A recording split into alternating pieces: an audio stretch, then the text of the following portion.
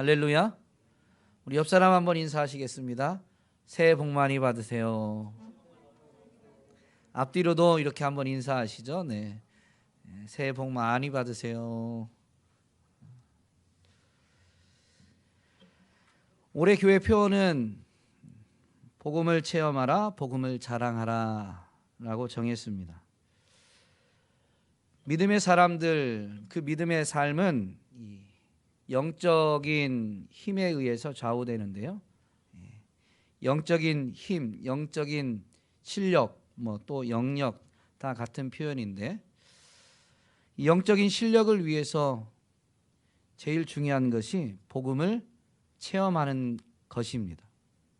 그리고 복음을 체험하면 오늘 사도 바울처럼 복음에 대한 자부심과 자긍심으로 복음을 자랑하게 되어 있죠. 우리 학생들, 자녀들이 학업을 하는데요, 누군가가 실력이 있다라고 말할 때 그 학생들, 공부하는 지식을 쌓아가는 그 학생들이 실력이 있다라고 하면 무슨 말이 될까요? 지식이 많이 있다라는 것인데요, 그 지식은 선생님의 설명 또는 어떤 인터넷 강의를 들을 때 내가 이해하는 게 실력이 아닙니다. 사람의 본성은요, 자기의 실력을 과대포장하려는 이 본성이 있어요. 그래서 강의를 들을 때, 선생님의 설명을 들을 때 또는 책을 읽을 때 이해된 것이 자기 실력이라고 여기려고 합니다. 착각이죠. 실력은 뭐냐면요, 그거 이해를 바탕으로 해서 어떤 상황, 어떤 조건, 학생들 같은 경우 예를 들면 실력을 평가하는 시험 같은 경우도 주어진 시간 안에, 그리고 어떤 조건들이 갖추어져 있습니다. 그게 문제에 나오게 되어 있죠. 그것을 해결해 내는 것이 진짜 실력입니다. 강의를 듣고 이해된 것이 실력의 시작점이 될 수 있고 바탕이 될 수 있지만 그것만으로 실력이라고 말할 수가 없어요. 공부에는 다양한 분야가 있죠. 우리 학생들, 자녀들도 이것을 가장 잘 드러내는 분야가 이 운동인 것 같아요.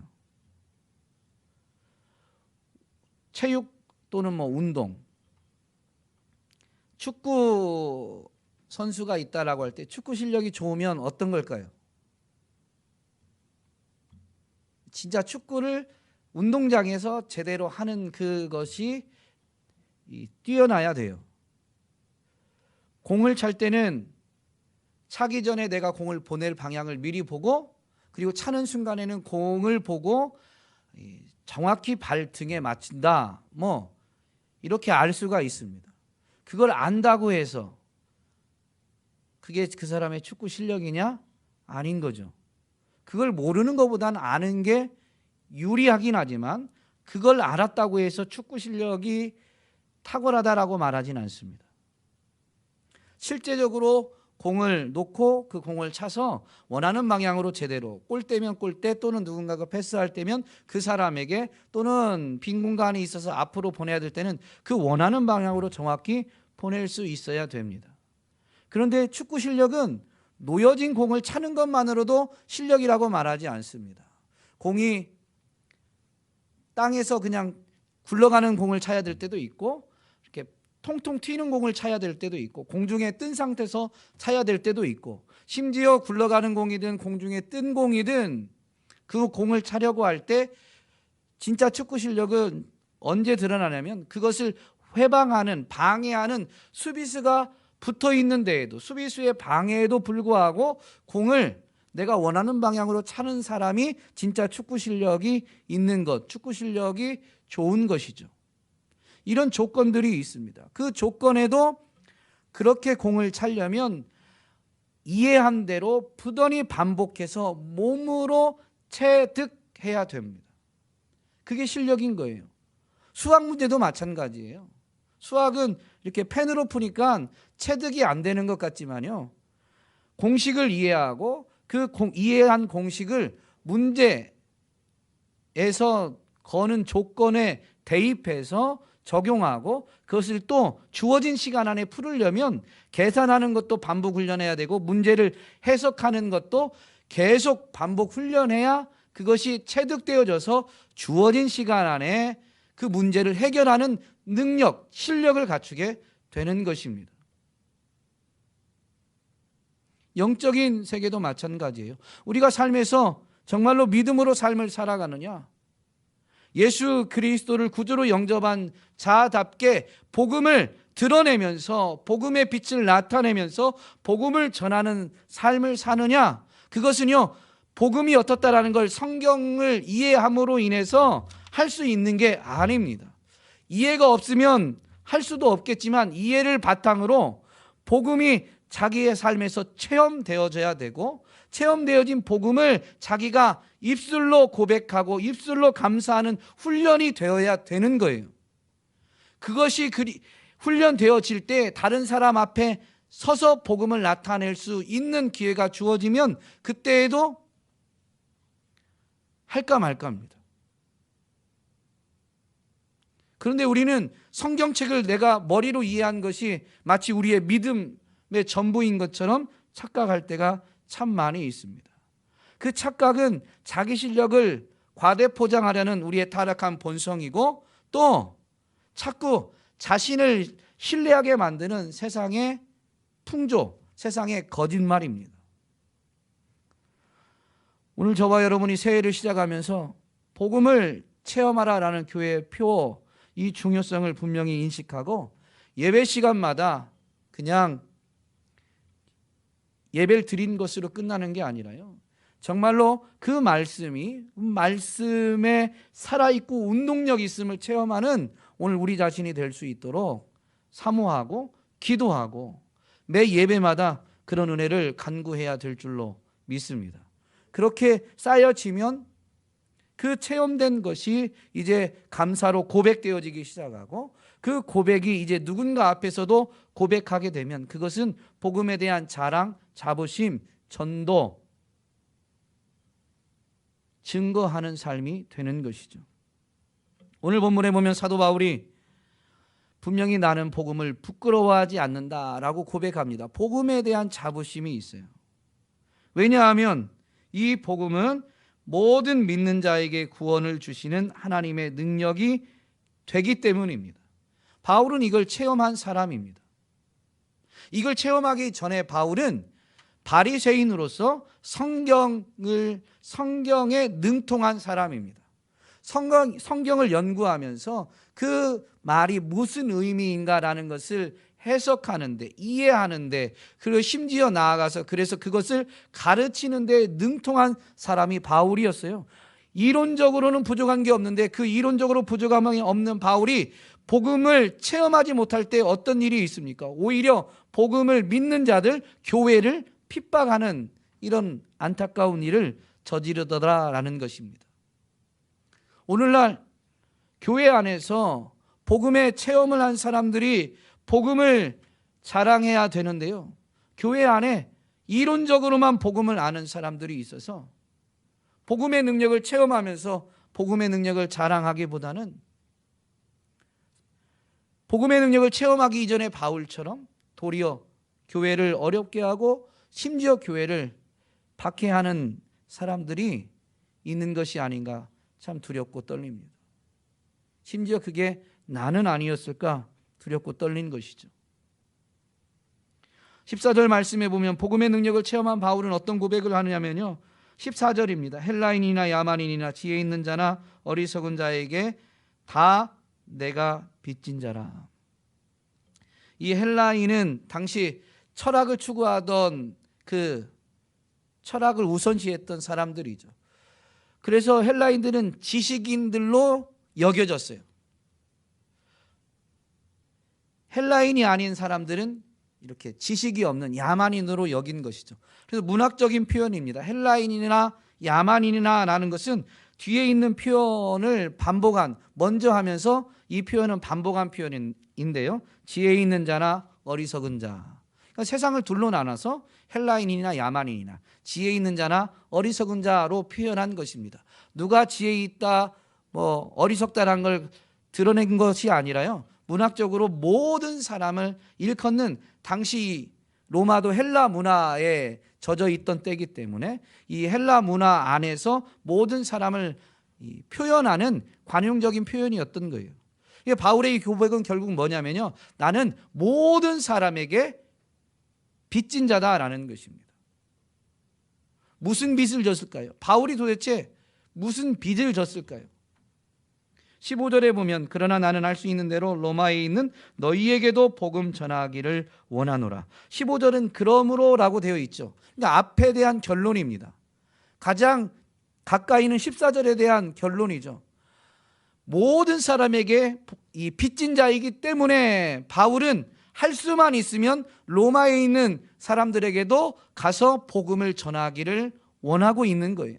그러므로 바울이 모든 사람에게 지고 있는 빚은 무슨 빚이냐면 복음을 전해야 한다는 빚을 진 거예요. 복음을 체험하고 났는데, 복음은 모든 믿는 자에게 구원을 주시는 하나님의 능력이거든요. 그런데 그 구원을 체험하고 나니 자기가 구원을 위해서 값을 지불한 게 하나도 없어요. 은혜로 받은 거예요. 구원은 은혜로 받는 것입니다. 체험한 사람만이 알아요. 내가 무언가 한 적이 아무것도 없어요. 나는 아직 죄인이었는데, 하나님을 알지도 못하고 하나님이 무슨 일을 했나도 모르는데, 전혀 모르고 있는 나를 위해서 하나님이 독생자를 내어주시고, 독생자는 나의 죄를, 내가 알지도 못하는 때에 나의 죄를 미리 담당하셔서 나의 죄 때문에 대신 죽으신 것이거든요. 그래서 그것을 복음으로 말미암아 깨닫고 나니, 그것을 이제 믿고 나니, 내가 무언가 하지도 않았는데 이미 예수 그리스도께서 나의 죄를 대속해 주신 전적인 은혜인 것이죠.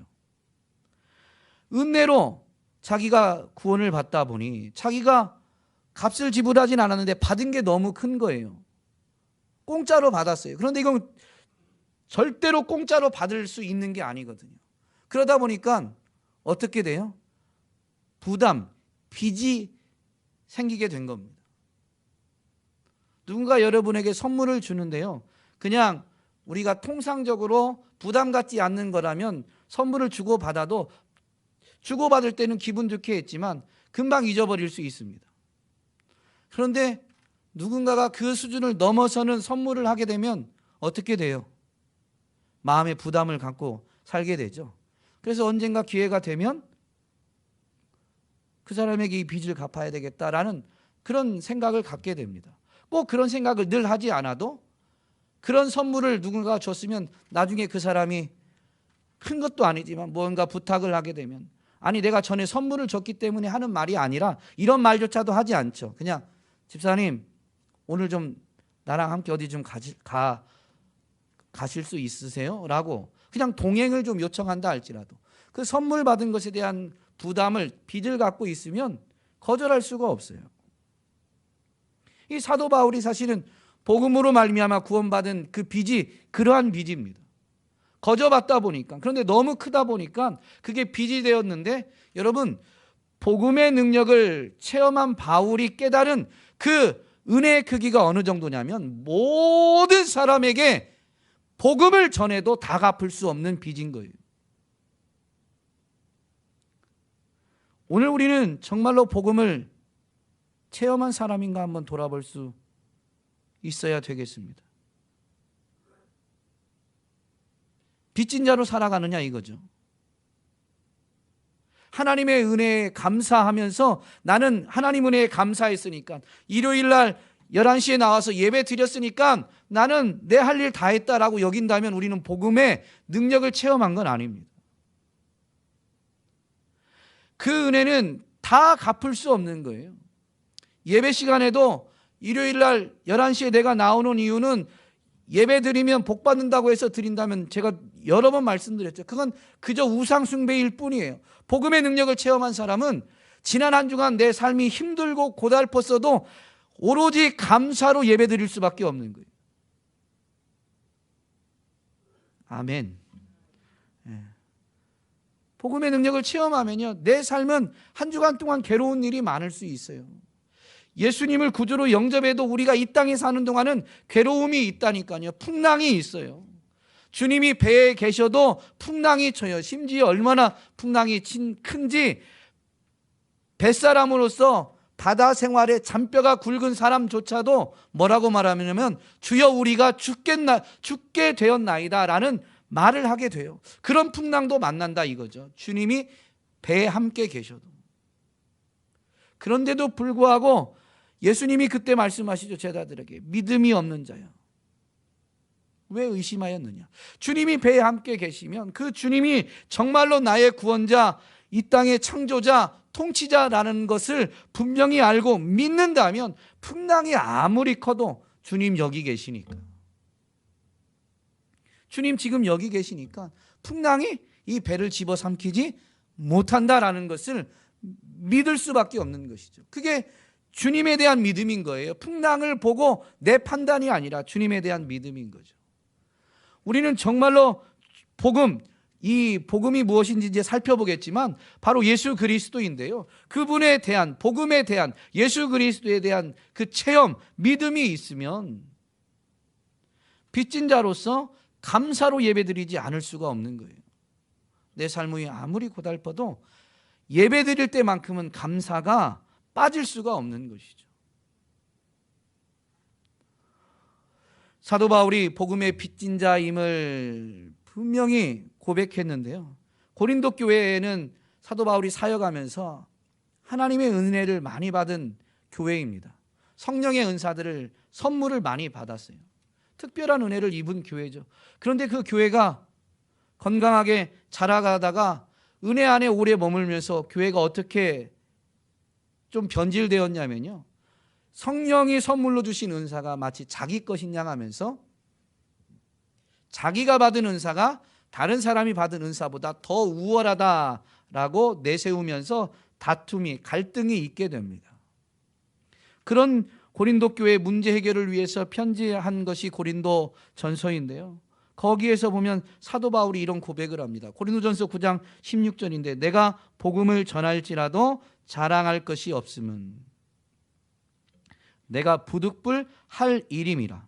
그러니까 복음의 체험을 하고 그래서 복음에 빚을 지게 되면 그것은 내 입장에선 당연히 해야 되는 것이지, 내가 복음을 전했기 때문에, 교회가 이만큼 커졌기 때문에, 또 누군가가 구원받았기 때문에, 전도가 몇 명 되어졌기 때문에 내가 어떻게 했다라고 자랑할 수 있는 게 아닌 거예요. 마땅히 당연히 부득불 해야 할 일을 한 것뿐인 거죠.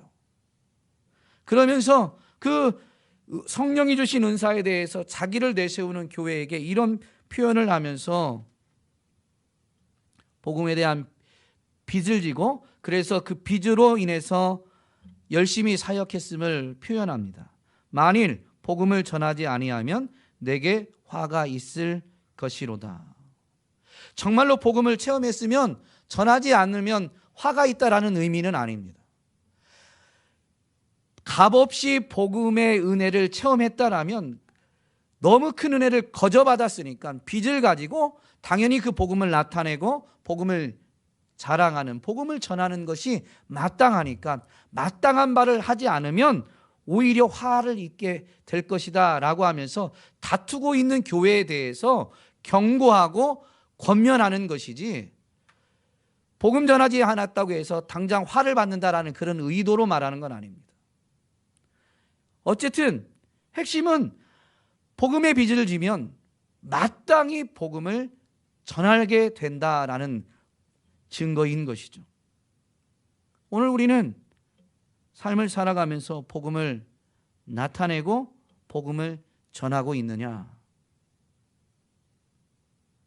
이것으로 우리가 복음의 능력을 체험했는가라는 것을 점검할 수 있습니다.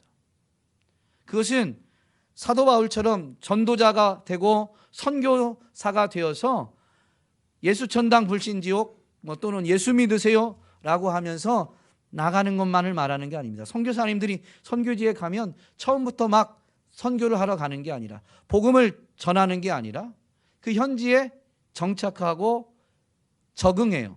그리고 주변과 친밀한 관계를 맺어요. 그런데 목적은 무엇을 위해서? 복음을 전하기 위해서.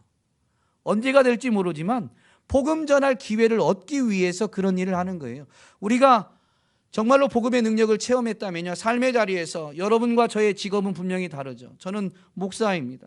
그러나 여러분은 한 주간 동안 교회 안에 머무르지 않고 세상 속에 가요. 그런데 거기에서 복음의 빚진 자로서 복음 전하는, 복음을 자랑하고 복음 전하는 삶을 살려는 것 때문에 그 일터에서 성실한 사람으로, 그 일터에서 만난 사람에게 친절을, 관용을 베푸면서, 호의를 베풀면서 친밀한 관계를 맺어가는 것이 바로 복음을 자랑하기 위한 삶인 것입니다. 직장에서 내가 승진하기 위해서가 아니라, 비록 승진이 더디더라도 복음을 전하기 위해서 주변 사람들을 돌아보고 관용을 베풀고 선행을 행하는 일들, 이게 다 바로 복음을 자랑하는 일이요, 복음을 증거하는 것이죠. 나는 정말로 이것을 위해서 살고 있는가 점검해 봐야 됩니다. 사도 바울이 이렇게 로마 교회에 복음을 자랑하고 그 복음을 전하기를 원하고 있는 고백을 했는데요, 사도 바울은 자기의 부르심 자체가, 자기의 택하심 자체가 바로 복음을 위한 것임을 서신을 시작할 때 고백하면서 2절에 보면 이 복음을 소개하고 있습니다. 간략하게, 아주 요약해서 소개하는데요, 2절에 보면 이 복음은 이라고 하면서 설명합니다. 하나님이 선지자들을 통하여 그의 아들에 관하여 성경에 미리 약속하신 것이다. 구약 성경에서부터 하나님의 아들에 대해서 미리 약속해 주셨다. 이 하나님의 아들이 오실 것을, 메시아의 그 도래를, 메시아가 오실 것을 미리 말씀해 주셨다라는 것이죠. 그러므로 그 하나님의 아들이 사실은 복음이고 그것은 이미 말씀되어진 것이다라는 걸 설명하고 있는 것입니다. 그 복음은 또 어떤 것이냐? 3절에 보면 그의 아들에 관하여 말하면, 그 아들, 하나님의 아들이 바로 복음인데 그에 대해서 말하면 육신으로는 다윗의 혈통에서 나셨다. 다윗의 후손으로 오셨다는 것입니다. 그래서 마태복음은 뭐라고 복음을 소개하면서 복음을 소개하는 것을 시작합니까? 아브라함과 다윗의 자손 예수 그리스도의 계보다라는 것이죠. 예수 그리스도가 아브라함의 자손으로 그리고 다윗의 자손으로 오신 분이다라는 것을 분명히 밝혀주고 있는 것이죠.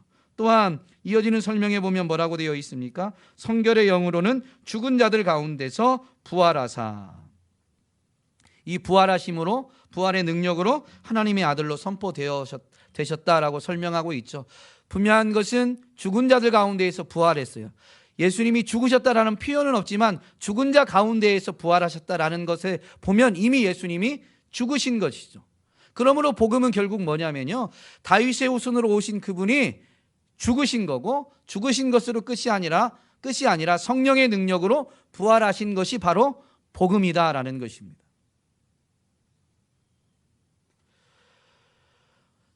이 복음으로 인해서 믿는 자들이 구원을 받게 되는데요, 왜냐하면 이 복음에 하나님의 의가 나타나 있기 때문이다라고 분명히 오늘 우리가 읽은 본문에서 설명해 주고 있습니다. 17절에 보면 복음에는 하나님의 의가 나타났다라고 되어 있죠. 하나님의 의가 뭘까요? 하나님의 의는 세 가지로 살펴볼 수 있는데요, 첫 번째는 하나님의 속성 중에 하나입니다. 그 거룩하신 하나님의 여러 가지 속성이 있는데 그 중에 하나가 의로우심이죠. 이것을 하나님의 의로 표현한 것입니다. 하나님의 의로우심은 정의로우심, 공의로우심, 공평하심, 공정하심을 표현하는 이 하나님의 속성입니다. 하나님의 공평하심, 공정하심, 정의로우심이 여러분 어떻게 나타나나요? 복음에 나타났다고 되어 있죠. 오늘 설명해 보면 여러분, 그 하나님의 정의로우심, 공정하심이 도대체 복음 중에 어떤 부분에서 나타난 것일까요?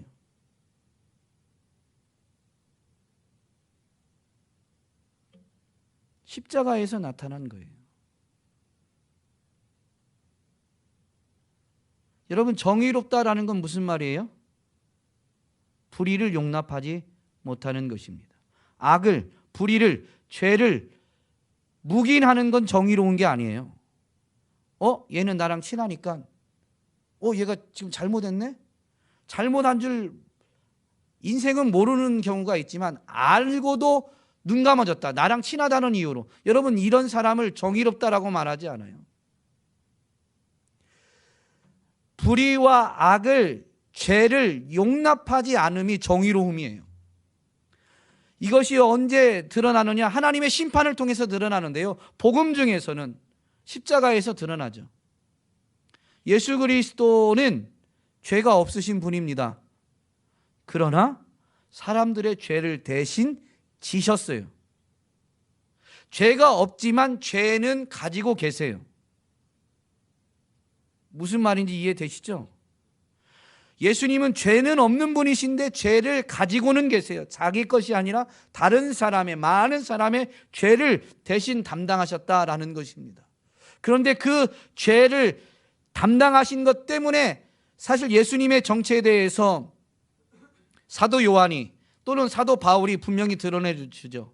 그는 근본 하나님의 본체입니다. 그분은 말씀이신 하나님, 태초 이전부터 하나님과 함께 계셨던 하나님이십니다. 그런데 때가 되어서 사람의 몸을 입고 사람의 모양으로 이 땅 가운데 오신 분이십니다. 그분의 정체는 비록 다른 사람의 죄를 짊어지셨지만 십자가에 달리신 그분의 진정한 정체는 뭐예요? 죄가 없으신 하나님이십니다. 그런데도 불구하고 죄를 짊어졌기 때문에 십자가에서 어떤 일이 일어납니까? 예수님이 절규하시죠. 엘리 엘리 라마 사박다니. 이걸 번역하면 뭐라고 되어 있어요? 복음서에 나의 하나님 어찌하여 나를 버리시나이까. 여러분, 하나님은요 아무리 자기와 친밀한 삼위일체시잖아요. 성자께서 죄를 짊어지신 것 때문에 그 성자의 외침, 성자의 부르짖음을 외면하신 거예요. 그래서 십자가에서 하나님의 이 정의, 하나님의 의로우심, 하나님의 의가 나타난 것입니다. 예수님이 짊어지신 죄가 누구 거예요? 누구 거예요? 옆 사람 거 아니고 우리 것도 아니고 내 겁니다. 내 거.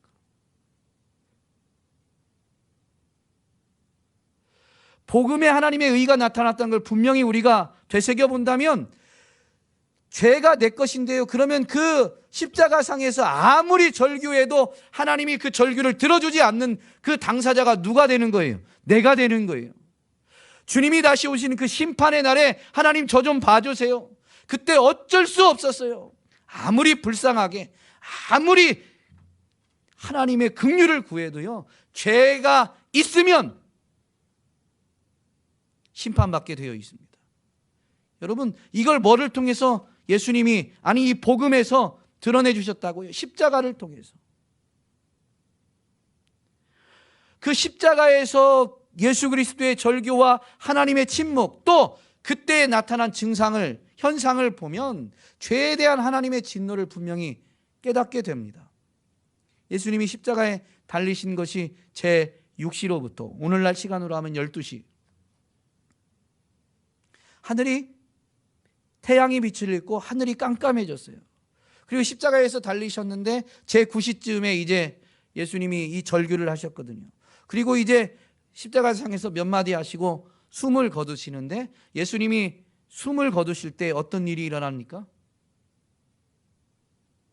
성전의 휘장이 위로부터 아래로 찢어졌습니다. 이건 영적인 하나님의 계시입니다. 그거 말고 십자가가 있던 그 현장에 어떤 일이 일어났어요? 땅이 흔들리고 갈라지게 됩니다. 땅이 흔들리고 갈라졌어요. 무슨 현상이에요?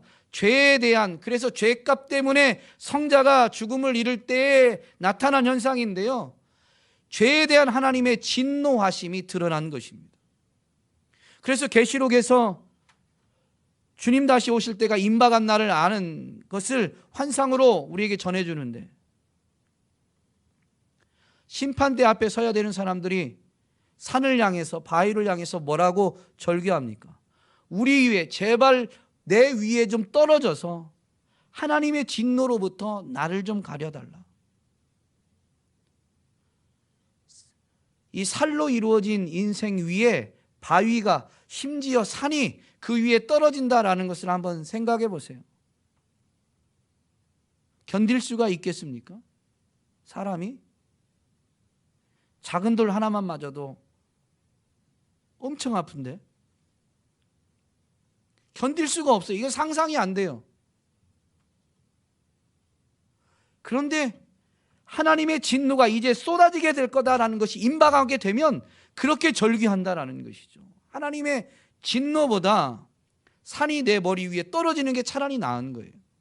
그래서 산이 내 위에 떨어져서 차라리 하나님의 진노를 안 받게 된다면 그 하나님의 진노 앞에서는 사람들이 열이면 열, 백이면 백, 천이면 천 다 하나님의 진노를 받겠다는 게 아니라 산이 내 머리 위에 떨어지는 것을 원한다라는 의미입니다. 그만큼 하나님의 진노가 큰 것이죠.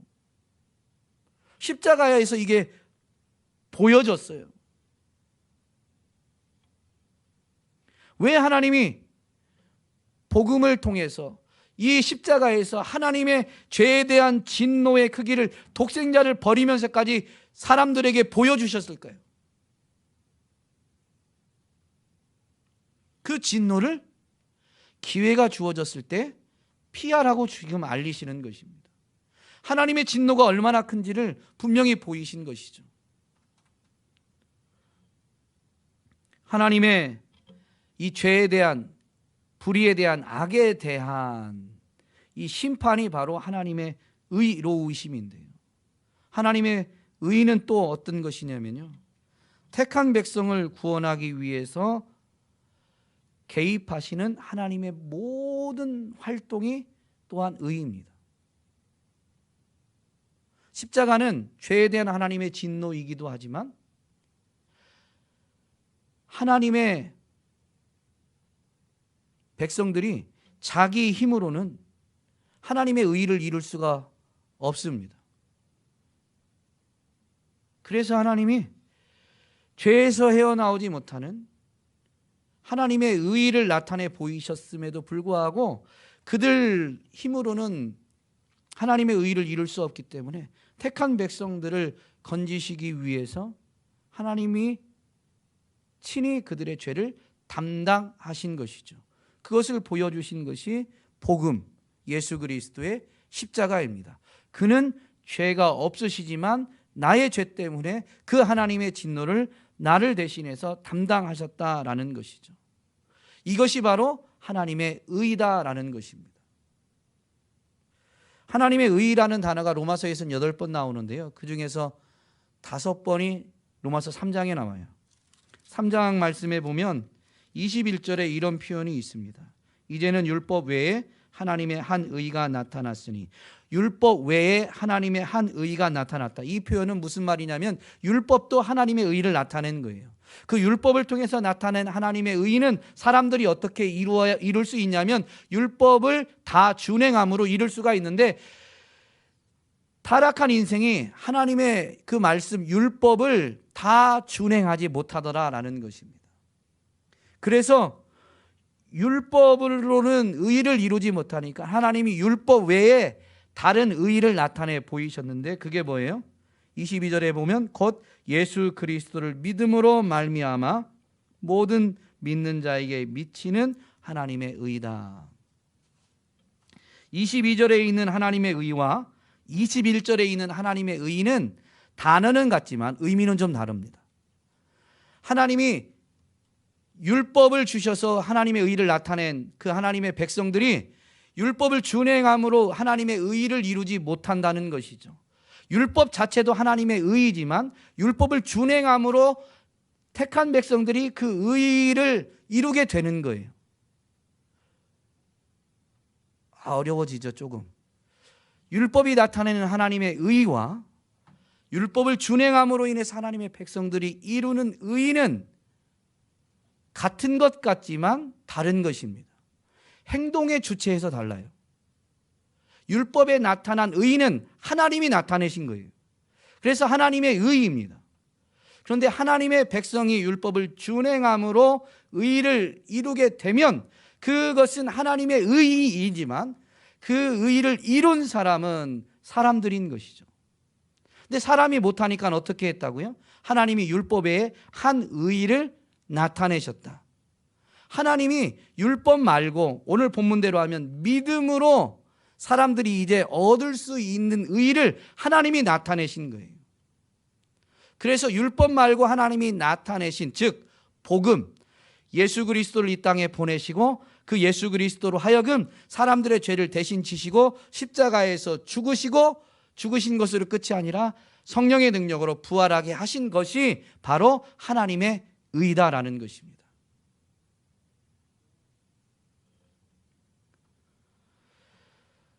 이것은 구약에서도 분명히 있는 표현인데요, 다윗이 시 51편에서 이런 고백을 합니다. 시 51편은 다윗이 우리아의 아내 밧세바를 범하고 그 사건을 숨기려고 우리아까지 다른 사람의 손을 빌려서 죽이고 난 다음에 그 자기가 죄를 졌다는 걸 인식하지 못하고 있었거든요. 그때 하나님이 나단 선지자를 보내셔서 그 죄를 책망하게 하셨고, 선지자의 책망을 통해서 자신의 죄를 깨달은 다윗이 회개하면서 지은 시입니다. 시 51편 14절에 보면 이런 고백이 있어요. 하나님이여, 나의 구원의 하나님이여, 피 흘린 죄에서 나를 건지소서. 내 혀가 주의 의를 높이 노래하리이다. 한 번 더 읽어드릴게요. 하나님이여, 나의 구원의 하나님이여, 피 흘린 죄에서 나를 건지소서. 내가 주의 의를 높이 노래하리이다. 그러면 다윗이 지금 고백하는 내가 주의 의를 높이 노래하겠습니다 라고 했는데요, 다윗이 노래하겠다고 말한 이 주의 의, 지금 이 시편에서 우리에게 가르쳐주는 주의 의는 뭐예요? 피 흘린 죄를 지은 다윗을 하나님이 건져주시는 것이 주의 의입니다. 무슨 말인지 이해가 안 되세요?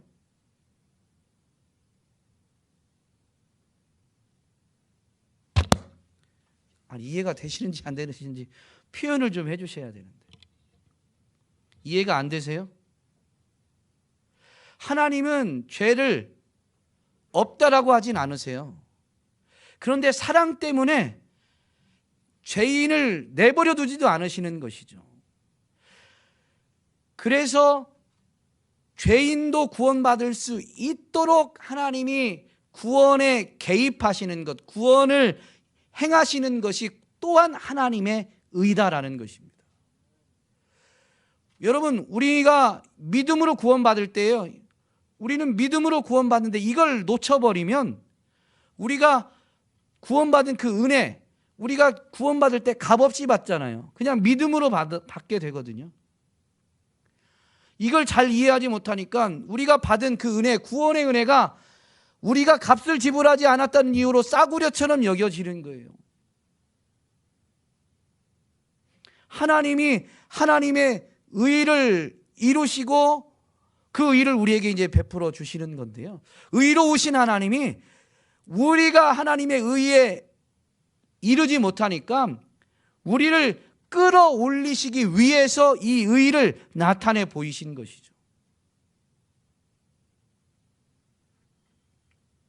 25절에 보면 로마서 3장 25절에 보면 이런 표현이 있습니다. 이 예수를 하나님이 그의 피로써 믿음으로 말미암는 화목제물로 세우셨으니 이는 하나님께서 길이 참으시는 중에 전에 지은 죄를 간과하심으로 자기의 의로우심을 나타내려 하심이다. 하나님이 자기의 의로우심, 그러므로 이 3장 25절 우리말 성경에는 자기의 의로우심은 하나님의 의를 말하는 것입니다. 하나님의 의를 나타내셨다는 거예요. 어떻게 해요? 예수 그리스도가 이 땅에 오시기 전에 사람들의 죄에 대해서 길이 참으시고 그래서 죄를 간과하신 것이 의가 아닙니다. 그렇게 길이 참으시면서 죄를 관가하셨다가, 즉 사람들이 죄를 졌는데 즉각적으로 심판을 내리시지 않고 그분이 길이 참으시면서 마치 그들이 죄 짓지 않은 것처럼 그들의 죄를 간과하셨다가 때가 되어서 예수 그리스도에게 죄를 담당하게 하시고 그가 친히 죄의 값을 자신의 생명을 내어줌으로 피 흘림으로 화목제물이 되게 하셔서 하나님의 의의를 나타내셨다는 거예요. 그러므로 예수님이 이 땅에 오셔서 사람들의 죄를, 세상 죄를 지시고 세상 죄 때문에 자기가 십자가에서 죽으셔서 화목제물이 되어 주신 것이 하나님의 의다라는 것입니다. 이게 복음에 나타나 있는 거예요. 복음에. 그 복음을 믿는 자들은 어떻게 돼요? 하나님의 의를 얻게 되는 것이죠. 그러므로 하나님의 의는 우리 편에서 보면 믿음으로 얻게 되어지는 하나님이 은혜로 주시는 지위, 신분입니다. 그것이 하나님의 아들이라는 칭호가 되기도 하지만 어쨌든 법적인 용어로 치면 이 의의 관점에서 보면 그건 의로움인 거예요. 그래서 예수 그리스도를 믿음으로 말미암아 모든 믿는 자에게 미치는 하나님의 의라고 할 때 의는 그 믿는 자가 얻는 것입니다. 그래서 예수 그리스도를 믿는 자들은 여러분 뭐라고 일컬어져요? 의인이라고 일컬어집니다. 믿음으로 말미암아 의인이 되는 거예요. 그런데 엄밀히 말하면 여러분은 의인이세요? 죄인이세요?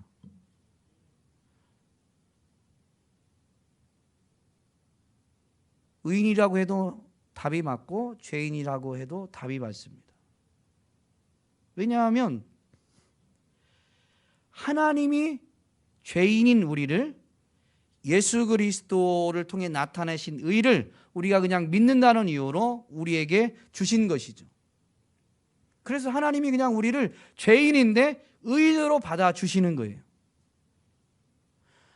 죄인인데 의인으로 받아주시는 거예요. 그래서 우리는 하나님이 의인이라고 하니까 감사합니다 하지만 우리 마음은 어때요?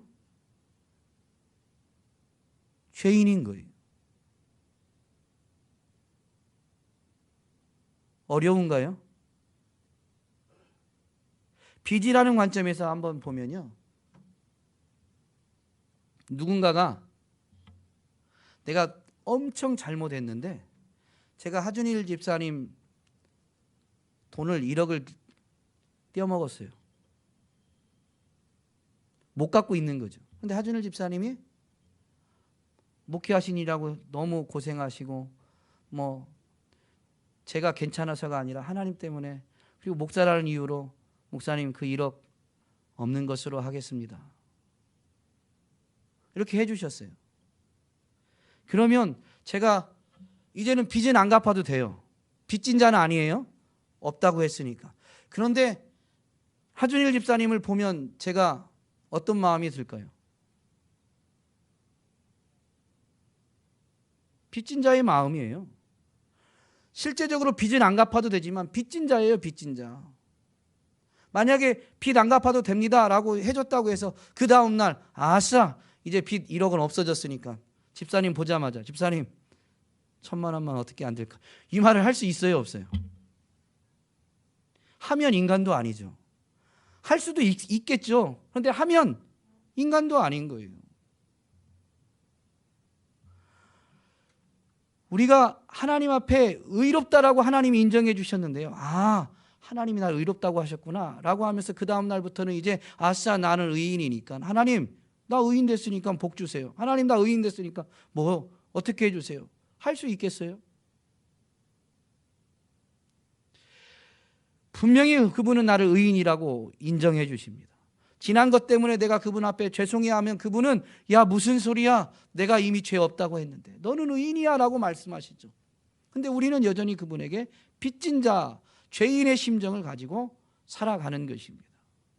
그런데 죄에 매이는 건 아니에요. 죄인의 심정이에요. 그래서 어떻게 돼요? 빚은 여전히 남아있으니까 그 은혜에 더 감사하고 그 은혜를 어떻게 하면 갚으려고 하는 거예요. 갚을 필요는 없는데 갚고자 하는 것이죠. 이게 복음으로 인해서 우리가 얻게 된 의의 개념입니다. 여러분, 하나님이 복음을 통해서 이 세 가지 의를 다 나타내신 거예요. 어느 하나만 나타내신 게 아니라. 그럼 왜 나타내셨나요?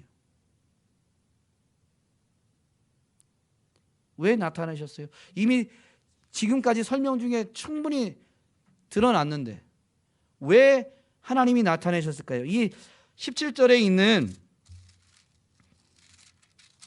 복음에는 하나님의 의가 나타나서 할 때 나타나다라는 이 단어는요, 노출시키다, 폭로시키다라는 것입니다.